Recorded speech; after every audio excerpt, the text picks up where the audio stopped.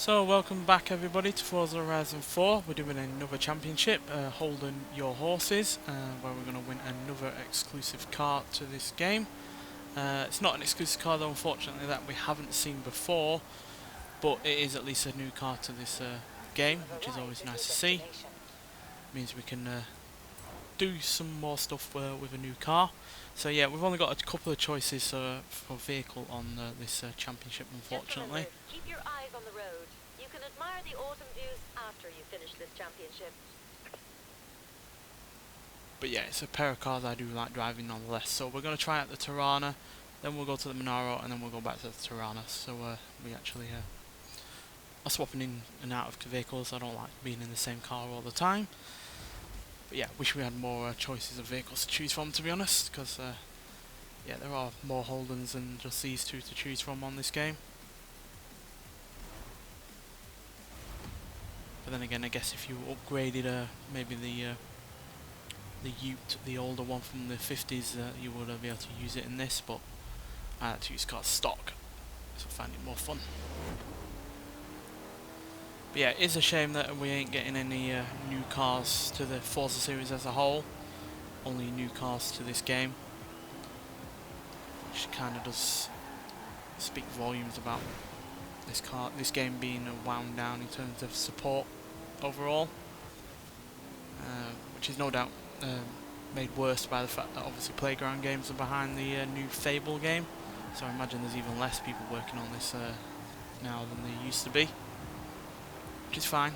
I don't expect this game to have the all of the support in the world for years to come. It's already been out 2 years nearly, so yeah, the support is bound to wound down eventually, especially since the new Forza Motorsport game is on the horizon.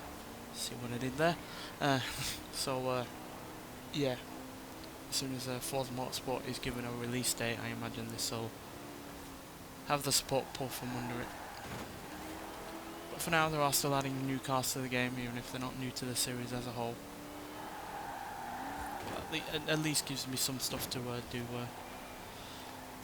More stuff to do with this game, at least. I think I've already reviewed the car that we're going to win, though. But I will do it in, like, how fast will it go, if it's suitable, and definitely extreme off-road silly bills. So I don't think we've actually taken that many Holdens out on that series, so yeah, it'll be interesting to see what it can do.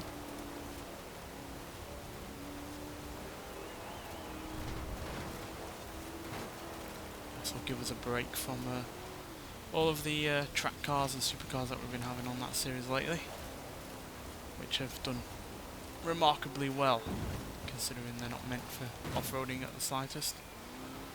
And I've completely buggered up that corner there. Luckily this car's got a decent amount of power, but not much in the way of weight, while also being quite small.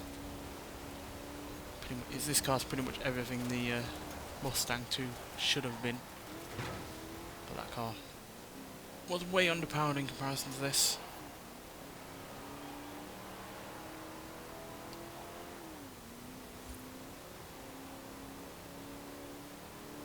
And yeah, as you can see, it's fairly quick.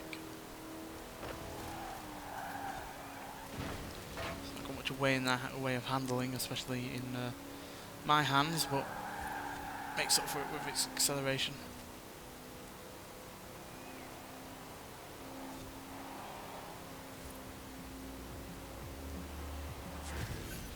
And a victory, not by much, but a victory nonetheless.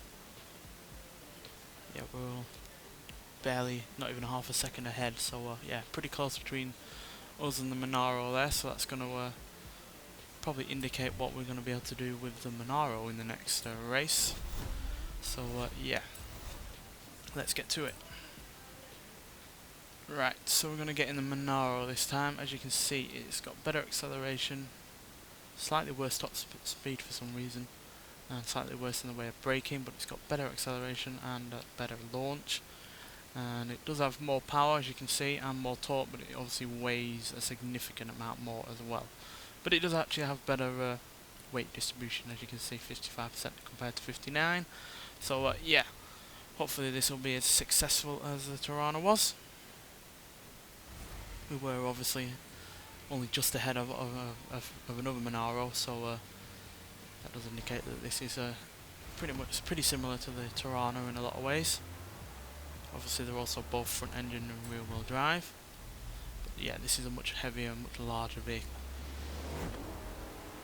But the extra power and torque should make up for that.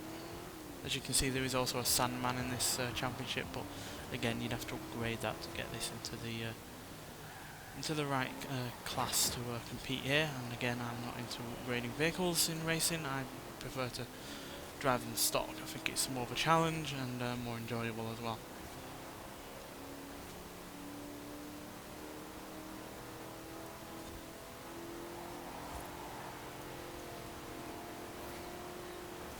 Certainly got some speed on the go.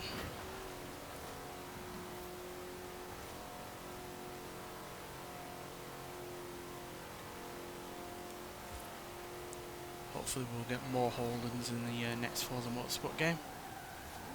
Because yeah, we've had a great many added via the Forza Horizon series. So I do live in hope that we'll get some more. Because they are quite underrated in terms of classic cars.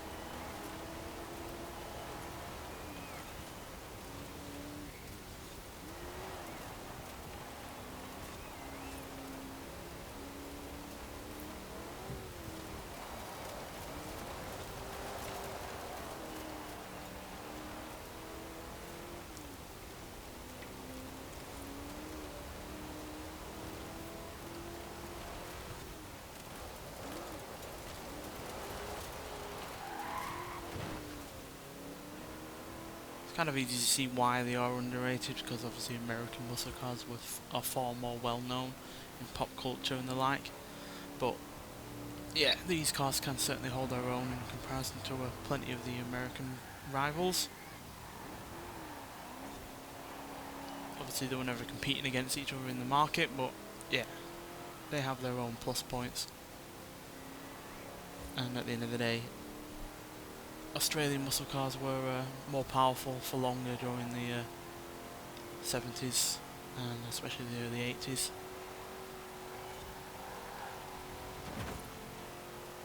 Hell, even into the 90s they were easily competing with the Americans, who eventually were obviously coming back with the power and the torque and the speed and everything. But for various reasons they were Americans were suffering in the mid 70s and well into the early 90s with their muscle cars, which were really rather weak in a lot of areas. Only the likes of a Buick GNX or a late Ford Fox body were any good.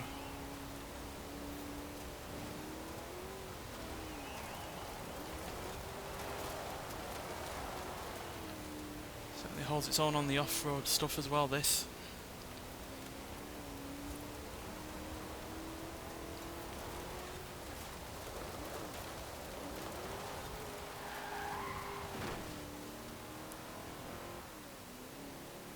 Don't know whether or not I've put the difficulty down or something, but these are struggling against me, to be honest, on this race. It was a lot closer before.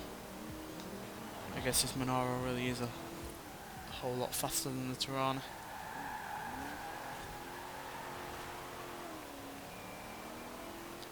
Come on, keep up. I don't expect the Sandman to be able to keep up, because obviously I think that's even heavier than this, and it's certainly a far bigger vehicle as well, so fellow Monaro should be able to keep up surely.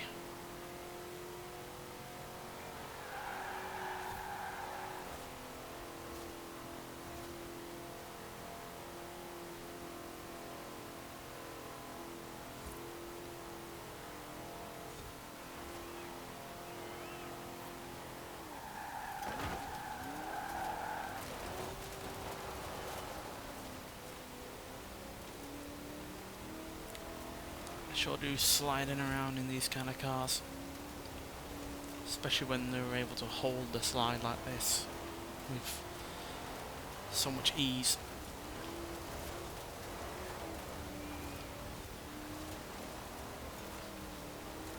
Surprised I actually got that checkpoint there. It looked like I didn't go through it properly.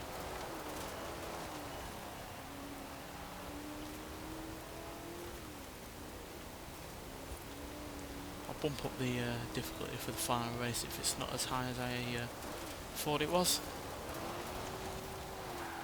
I'll definitely miss that, surely. Nope, apparently not. Checkpoints are being forgiving today.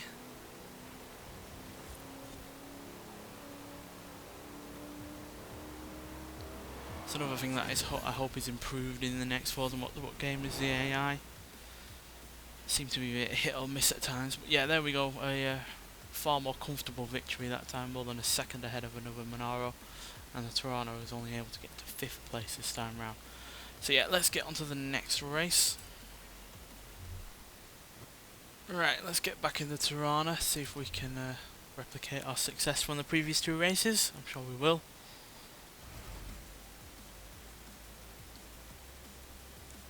Yeah, the Monaro seems to be the better car of the 2 for these kinds of races, considering how far ahead we were in terms of the previous race. I'm going to change the difficulty setting like I said. Yeah, we're only on highly skilled. Let's put it up to expert. See if that spices things up a bit. I must have put it down for when I wanted to just have an easy championship for gaining a new vehicle ages ago or something, because yeah, I've not done these for a while outside of gaining new vehicles. Certainly not done any recording for these for a while outside of that Mazda one that we did a while back. But weirdly, we seem to have a bit more of a challenge with those Mazdas than we do with these Holdens. Maybe the AI are better at dealing with newer, sportier cars than these older muscle cars.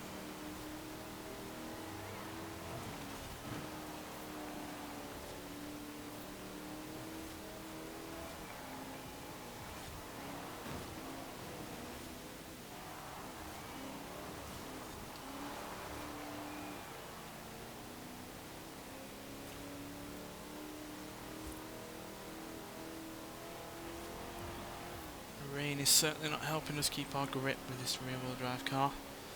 Obviously it's not the most powerful of muscle cars ever, but still plenty of horsepower and a fair or decent amount of torque as well. It's not difficult to spin those wheels.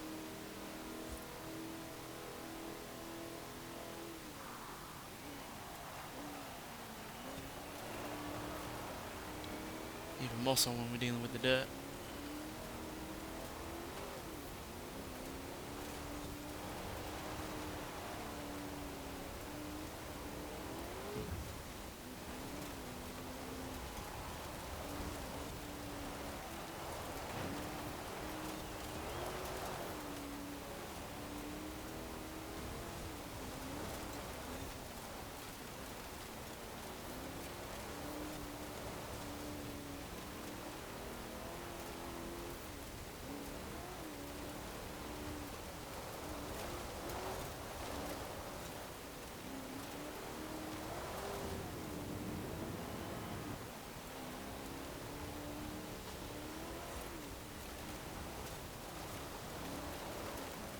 Pretty tough course to be asking of these kind of cars to deal with.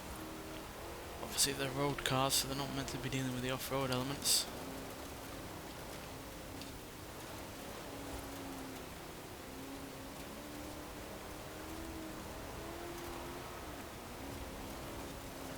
But they're muddling through it okay so far.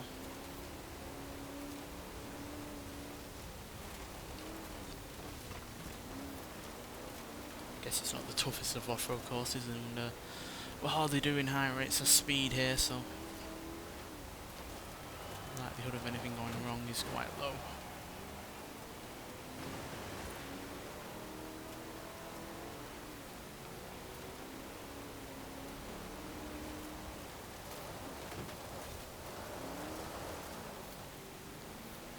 Well, we're 3/4 of the way through already, and yeah, we're still trying to get first place, so yeah, definitely bumping up the drive to hard difficulty has made this a far more fun race than the previous 2.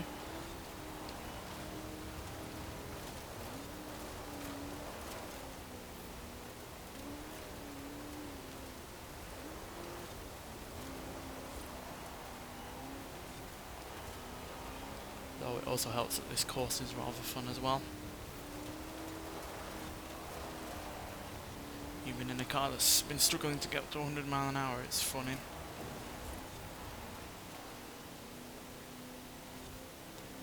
Final stretch.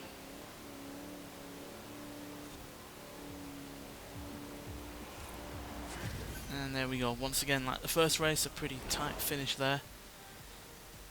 Not quite the gap that we had in Monaro, but still a win is a win. And there we go, a full 60-point win in the championship.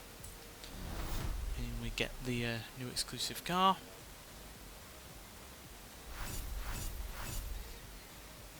Which I think is a Holden Commodore. Or that. I think it's called the Commodore. I think they're just shortening it down for this bit. We'll have to take a quick look at it before we go.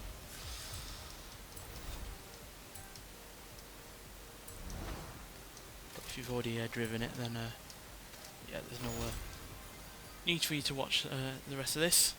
But yeah, I like to show off. I want to show off the car because it's probably not one that most people have driven because it is fairly underrated. I only think, yeah, Holden VL Commodore Group A SV from 1988, which, like I was saying before, is yeah, far more powerful than most muscle cars that you were getting out of America. 241 horsepower, 280 pounds-feet of torque from a 5-litre V8.